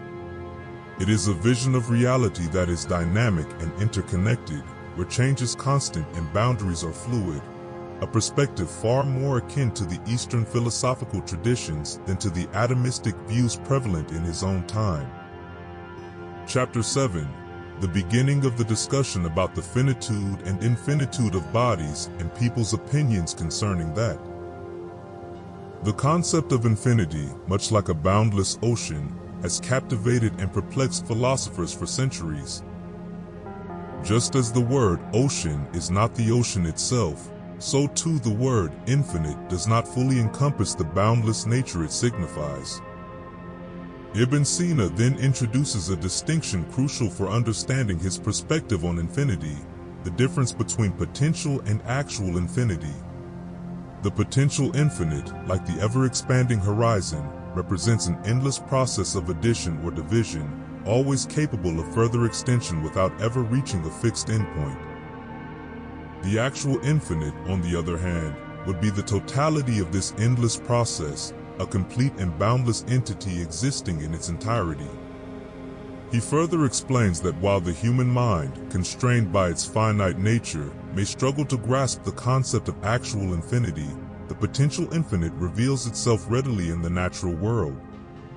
The cycle of day and night, the ebb and flow of the tides, the continuous growth of a tree, all these phenomena embody the principle of potential infinity, a ceaseless process of becoming without a final destination. Ibn Sina's exploration of the infinite encourages us to embrace the dynamic and interconnected nature of reality. Just as a single wave is inseparable from the vast ocean, so too are we intricately woven into the fabric of a universe in perpetual motion. By recognizing the limitations of our finite perspectives and embracing the potential infinite, we open ourselves to a deeper appreciation of the boundless mystery and wonder that surrounds us. Chapter 8, on the impossibility that either a body or magnitude or number in an ordered series is infinite, and that it is impossible that there be some infinite body that is moved either in its entirety or partially. A grand tapestry stretching out endlessly in all directions. This tapestry, woven with the threads of existence, represents the universe as perceived by those who subscribe to the idea of an actual infinite, a universe where the tapestry is entirely and completely woven, with every thread in place. Ibn Sina challenges this view, arguing that such a tapestry, complete in its infinitude, is a contradiction in terms. He asserts that a magnitude, a number, or even a collection of objects arranged in a specific order cannot exist as wholly actualized and infinite, either in the realm of the physical world or within the abstract framework of conceptual space. Ibn Sina's argument hinges on the idea that an actual infinite, if it were to exist, would imply a completed totality, a finished product of infinity.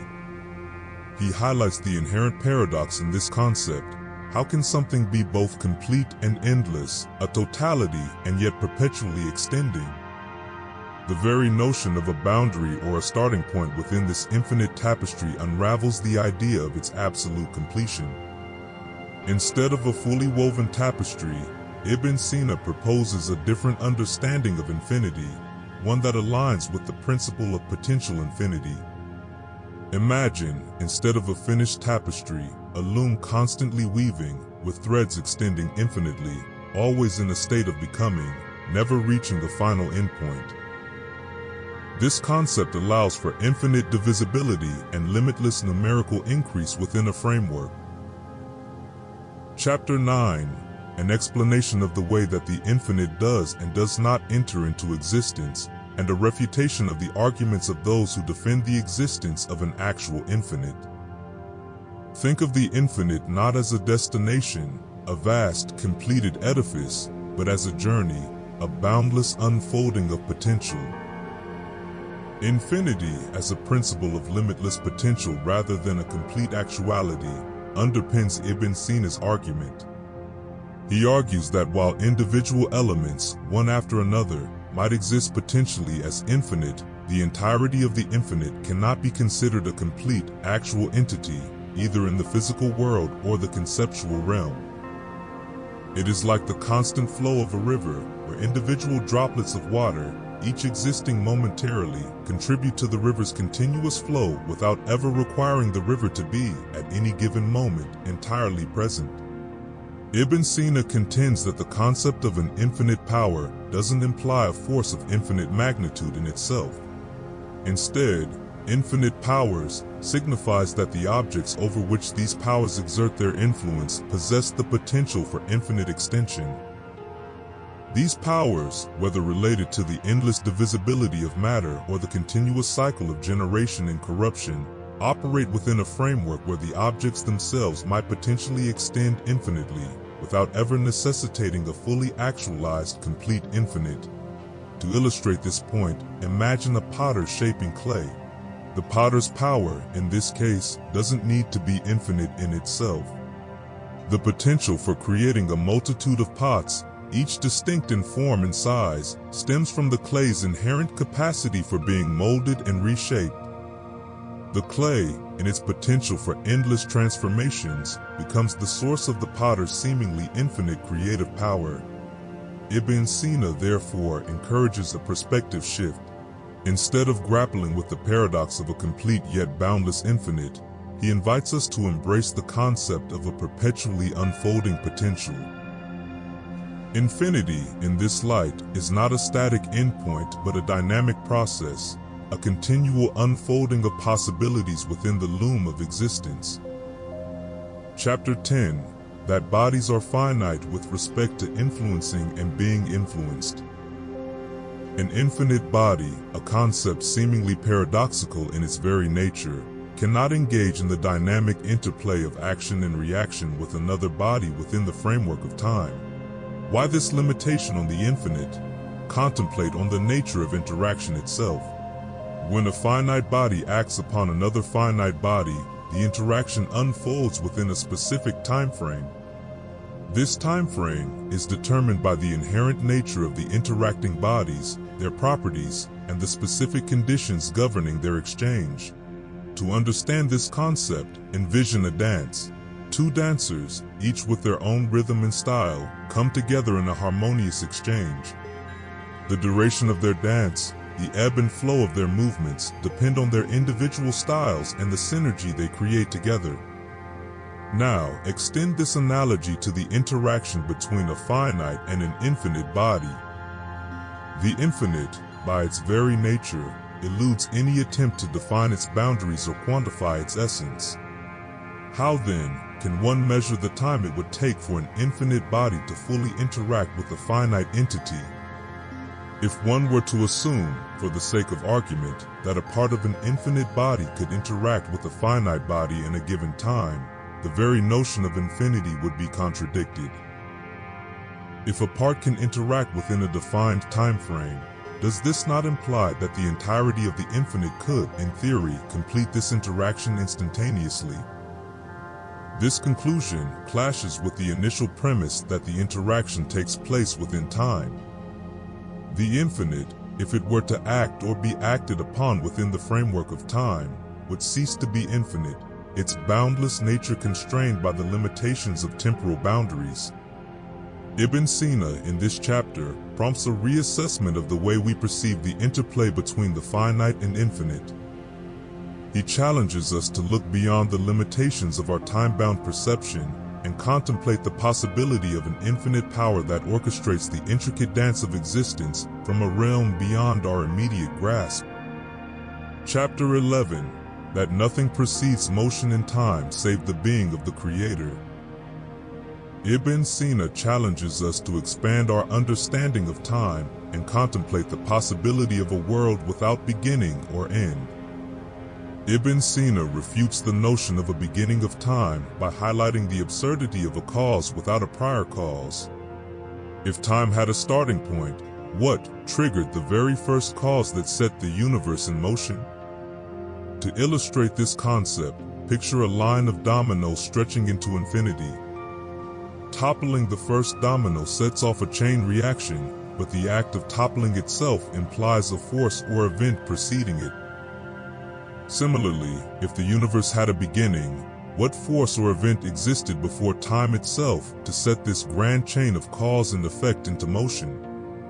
Ibn Sina argues that positing a beginning to the universe only leads to an infinite regress of causes, a logical labyrinth with no exit.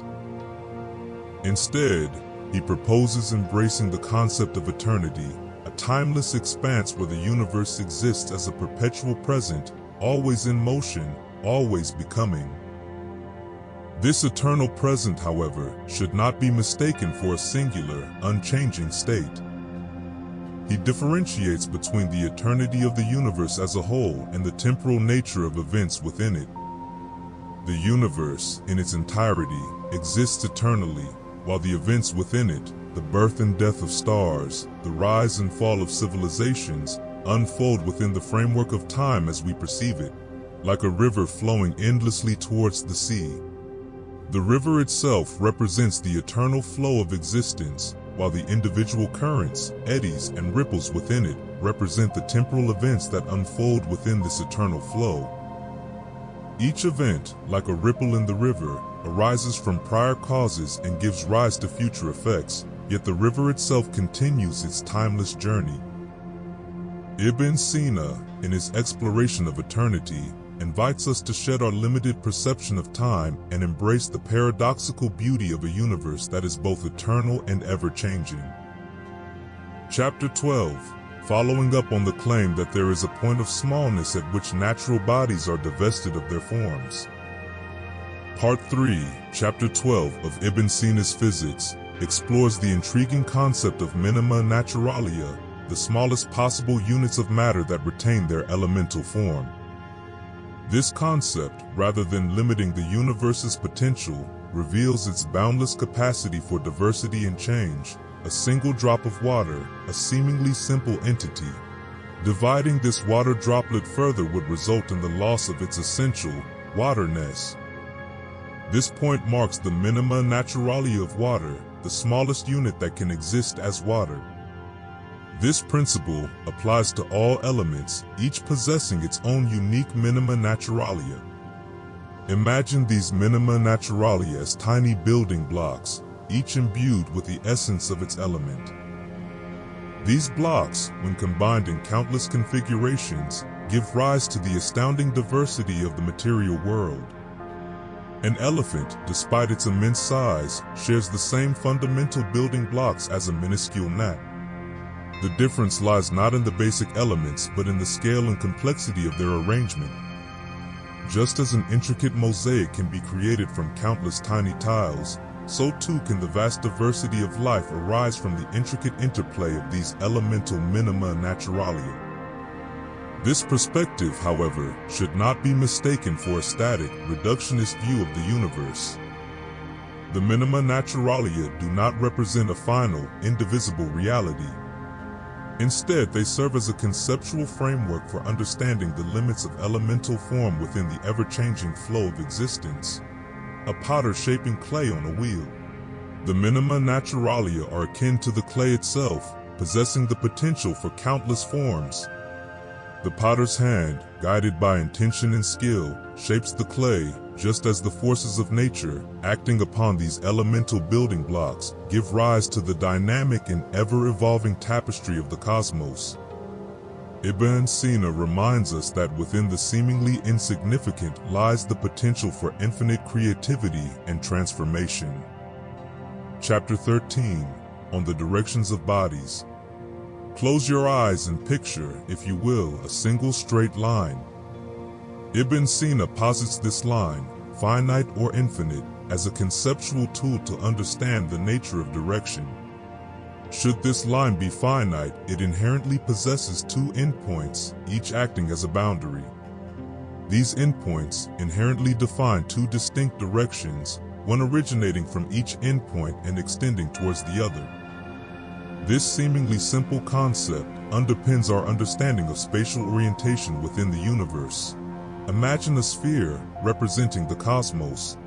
Just as with the line, any point on the sphere's surface can serve as a starting point, with directions radiating outwards from it. Ibn Sina further differentiates between a singular point and a central point surrounded by something else. While both can mark a central location, only the latter inherently defines two directions, one moving towards the central point, the other moving away from it.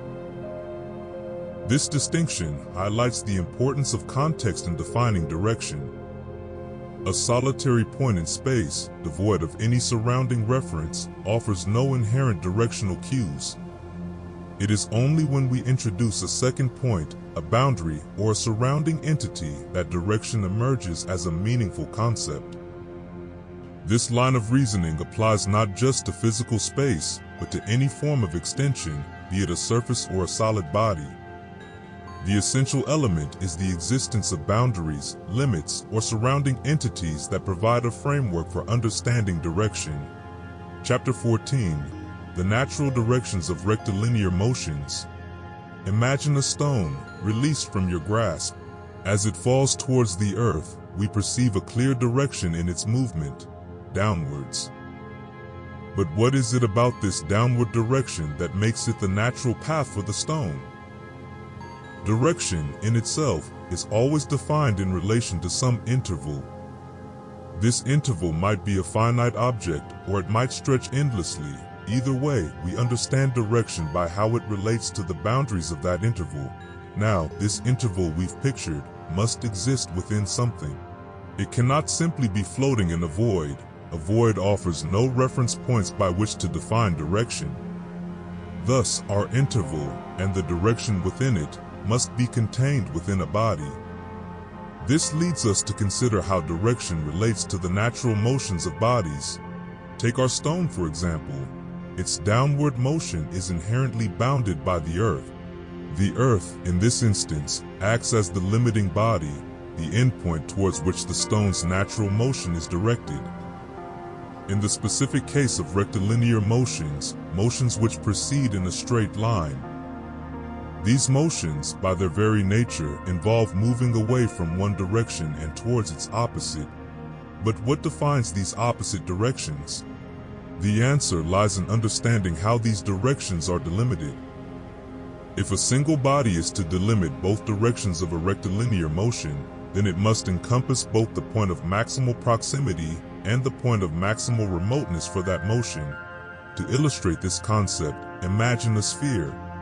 The outermost edge of this sphere marks the point of maximal remoteness, while the central point within represents the maximal proximity. Thus, a single body, like our sphere, can define both directions of a rectilinear motion that moves through its center. It is crucial to note that a central point alone, without something surrounding it, cannot define both directions of a rectilinear motion. The central point can only define the direction towards itself. It cannot define the direction away from itself unless there's an outer boundary as a reference point. From this understanding arises a fascinating consequence. The direction of downwards, so intuitive to us here on earth, is not an absolute but a relative concept. It is defined in relation to the earth as the limiting body. Were we to remove the earth, downwards would cease to have its current meaning. Thus, through the example of the stone and the concept of rectilinear motion, we see that natural directions are not arbitrary, but arise from the relationship between a moving body and the larger body that limits its motion. Part 4 on the accidents of these natural things and their interrelations, as well as the things that are necessary concomitants of their interrelations. Chapter 1 of the subjects contained in this book. To understand the movement and stillness of existence, one must consider the intricacies between oneness and multiplicity. Imagine a stone thrown upwards. It defies gravity's pull, only to succumb to its natural inclination, returning to the earth. This transition, from ascent to descent, is not a sudden shift, but a subtle flow, a continuous journey with a shared boundary between opposing forces. Just as night seamlessly transitions into day, so too does upward motion flow into downward motion, their connection a testament to the interconnected nature of reality. To label these movements as separate is to impose artificial divisions upon a unified process. It is like distinguishing the ocean's waves when they are but expressions of the same body of water. Within a single motion, there are countless potential movements, each infinitesimally small, blending into a continuous flow. This concept of oneness extends beyond a single object's movement to encompass the collective motion of multiple entities. Several forces can act in concert, merging into a unified source of motion. Like a team of rowers propelling a boat, their individual efforts dissolve into a singular, harmonious motion. Thus, the exploration of motion transcends the realm of simple mechanics. It delves into the very essence of existence, revealing the interconnectedness of all things. Chapter 2, on the numerical unity of motion. To grasp the essence of motion, imagine a single raindrop cascading down a window pane. Is it truly a singular motion, or countless infinitesimal movements? Much like a skilled craftsman blends individual brushstrokes to create a masterpiece, so too does the illusion of continuous motion arise from a sequence of distinct movements. Just as no two snowflakes are identical, neither are any two motions precisely alike. Even seemingly identical movements, like two stones falling side by side, will exhibit subtle variations in their path, speed, and duration. These distinctions, however, should not obscure the underlying unity that binds all motions. The categories of genus and species, like threads of different colors, weave through the fabric of motion, connecting seemingly disparate movements. Even within the apparent opposition of upward and downward motion, there exists a hidden harmony, a shared lineage. Chapter 3, on motion that is one in genus and species. Ibn Sina, drawing a parallel with his previous discussion on the unity of motion in number, asserts that motions can be considered one in genus if they share the same form, even when occurring in different individuals or times. This is akin to recognizing the oneness of the concept of a river, even though individual rivers differ in location and time. Just as a river's currents might be faster in certain stretches, Ibn Sina acknowledges that motions categorized as generically one can still have different degrees of intensity. This difference, however, doesn't negate their fundamental unity, just as varying currents don't change a river's essential nature. Ibn Sina further clarifies that motions can be considered one in genus when their forms are considered in a universal sense, as opposed to specific instances. This can be understood as recognizing the overarching concept of flow, which encompasses the movement of water in rivers, the ebb and flow of tides, or the swirling of water in a whirlpool. These are all different expressions of a single, unified principle. Ibn Sina's exploration of the unity of motion in genus is a meditation on the underlying principles governing the natural world. Chapter 4, resolving the doubts raised against motions being one. The human perception of motion can be deceptive. We often mistake the appearance of separateness for true division, much like mistaking a swirling eddy in a stream for a distinct entity separate from the river itself. Ibn Sina, through a series of arguments, challenges this perception by asserting that motion, even when seemingly divisible, can be considered one in specific ways. Ibn Sina argues that even when multiple motions seem to occur simultaneously, they can still be considered one if they share a common cause. For instance, a spinning top. The top's rotation and its movement across a table appear as separate motions.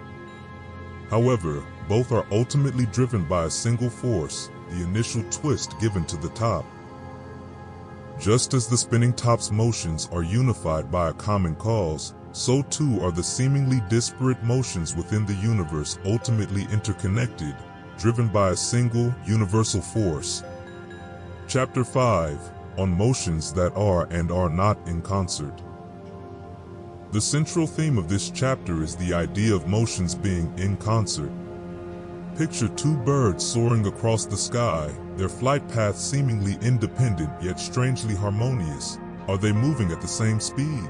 Are their motions interconnected in some unseen way? However, Ibn Sina cautions that not all motions can be so easily compared. He argues that certain types of motion, such as the movement of a point along a straight line versus the movement of a point along a curve, are fundamentally incommensurable. This is because their forms, the essential natures of their movements, are fundamentally different. It's like trying to compare the brilliance of a sunbeam with the fragrance of a flower. They are distinct qualities that defy direct comparison.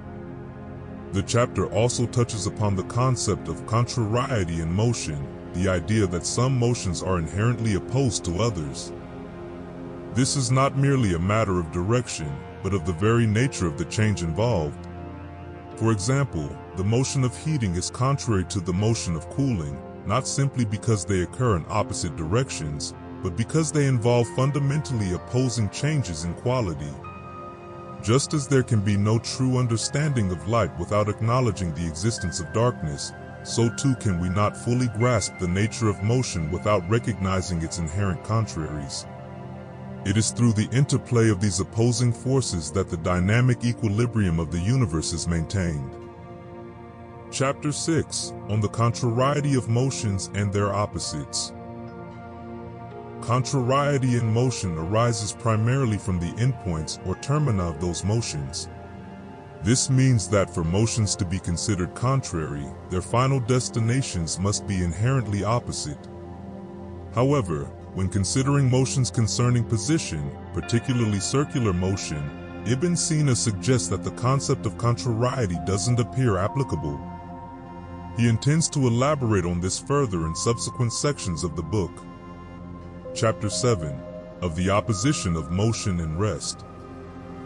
In Chapter 7 of Part 4, Ibn Sina examines the opposition of motion and rest.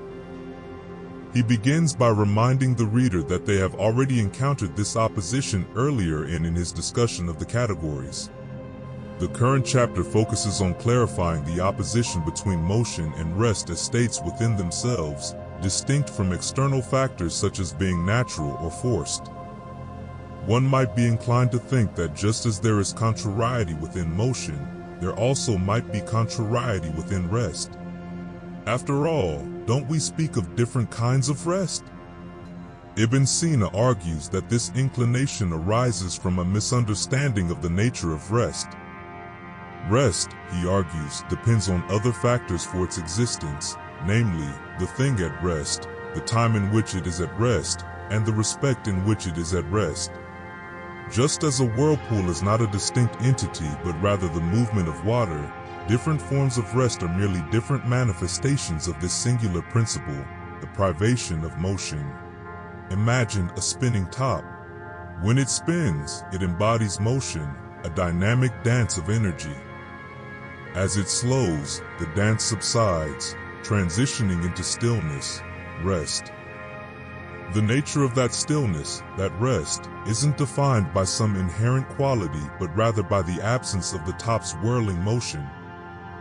Therefore, there can be no true opposition within rest itself because rest is, fundamentally, the absence of motion. Chapter 8, an explanation of whether one motion can really be continuous with another or whether that is impossible for them, such that there must be a state of rest between them. Can motion, with its inherent transition between states, ever truly be considered continuous? This question, Ibn Sina argues, has puzzled philosophers for centuries, and the answer is far from simple. A stone flung skyward. It climbs, slows, pauses for a fleeting moment, then surrenders to gravity's pull.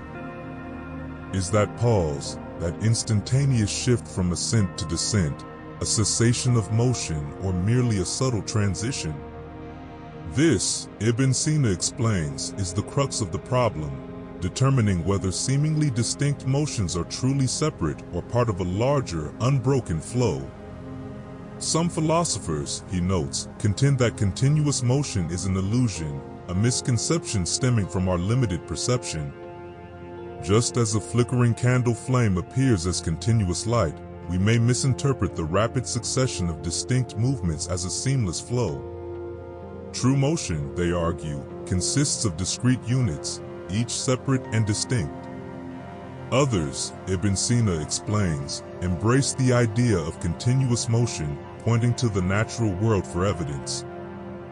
The flowing river, the gliding bird, the ceaseless turning of the heavens, all seem to embody an unbroken flow. To deny the continuity of motion, they argue, is to deny the fundamental nature of reality.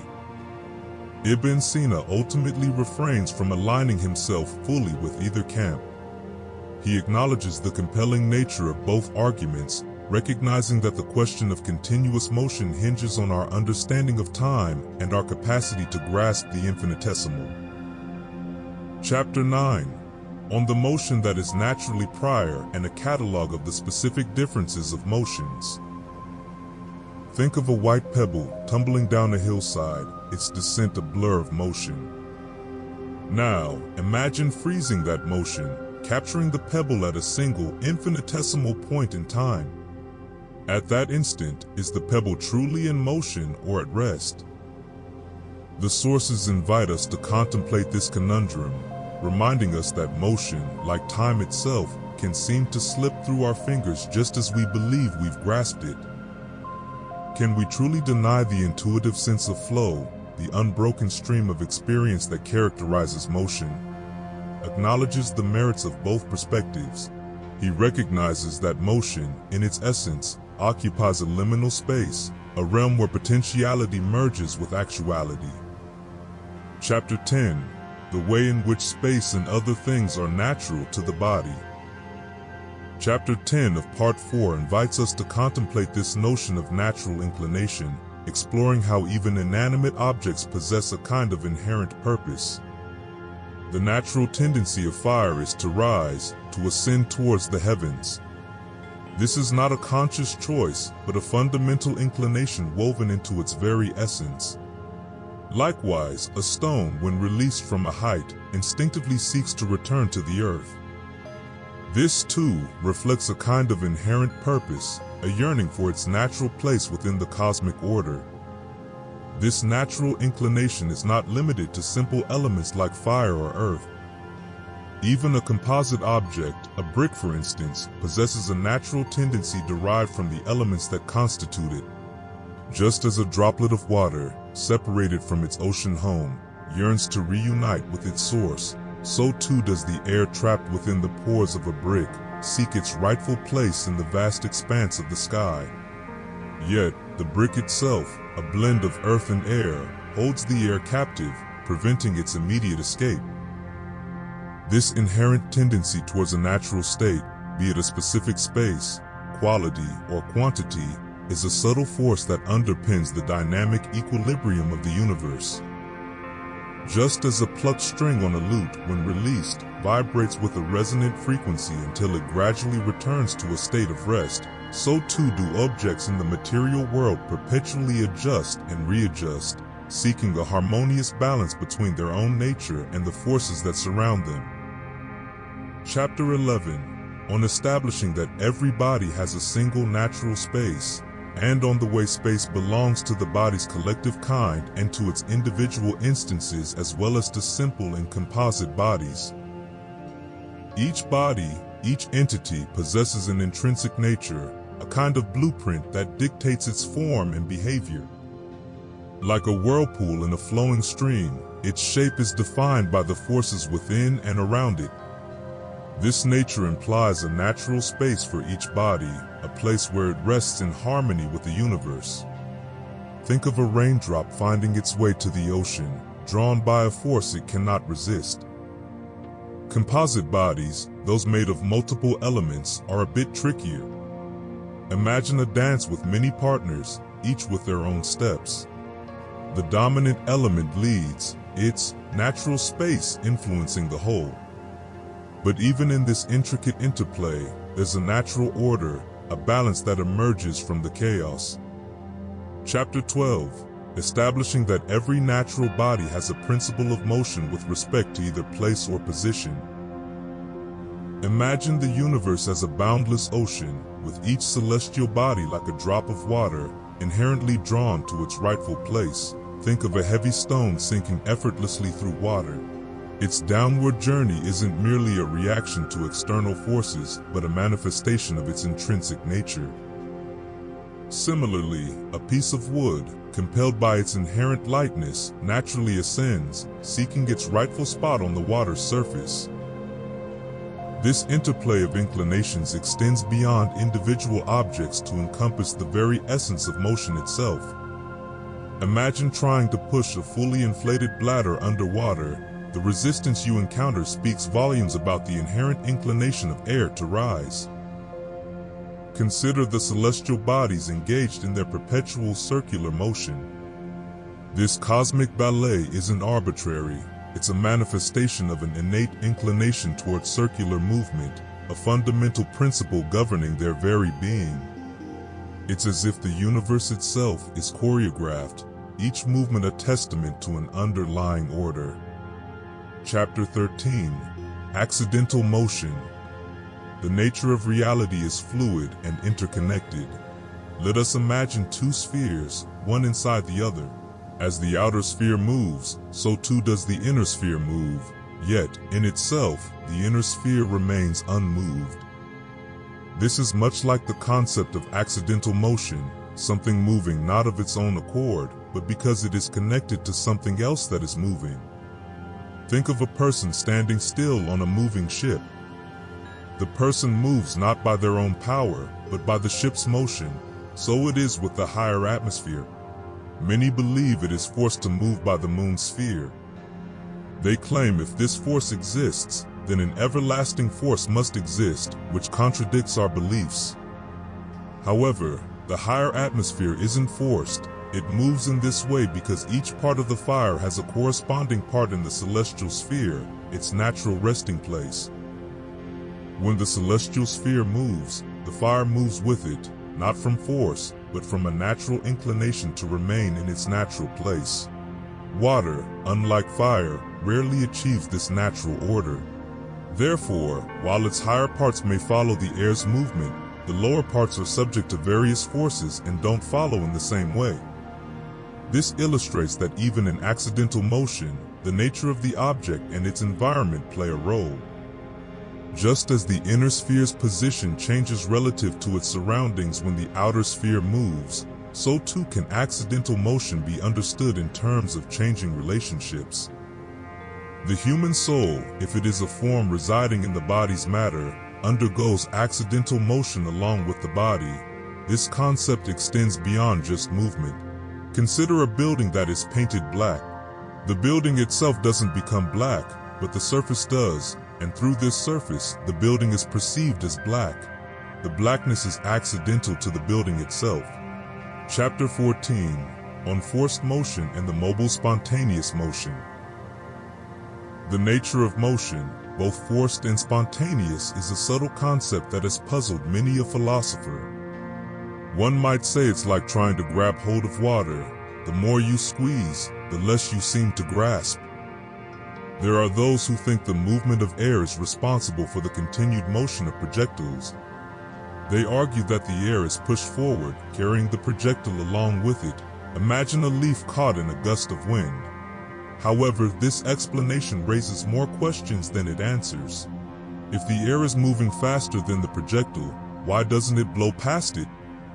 And if the air is strong enough to carry a stone, why doesn't it carry along smaller objects in the vicinity? The mover imparts an inclination to the mobile, a kind of temporary energy that keeps it going. This is like the lingering heat of a flame after the fire has been extinguished. This inclination gradually fades until the object's natural tendency takes over and it falls back to the earth. Chapter 15. The states of motive causes and the interrelations between the motive and mobile causes. Just as a wave cannot exist without the ocean, a mover cannot exist without the moved. They are two sides of the same coin, eternally bound. However, this dance is not always predictable or uniform. A gentle breeze can build into a tempestuous storm, and a single raindrop can, over time, carve through solid rock. The strength of the mover doesn't always dictate the scale of the movement. Some believe there must be a prime mover, an unmoved mover, orchestrating this cosmic ballet from beyond the veil of our perception. This first mover, infinite in power, sets the universe in motion, a boundless ocean of energy forever in flux. The relationship between mover and moved, distance and time, is a complex equation. It's not a simple matter of having the mover or the distance and expecting a proportional change in motion. It's like trying to unravel the threads of a tapestry. Each action influences the other in intricate and often unexpected ways.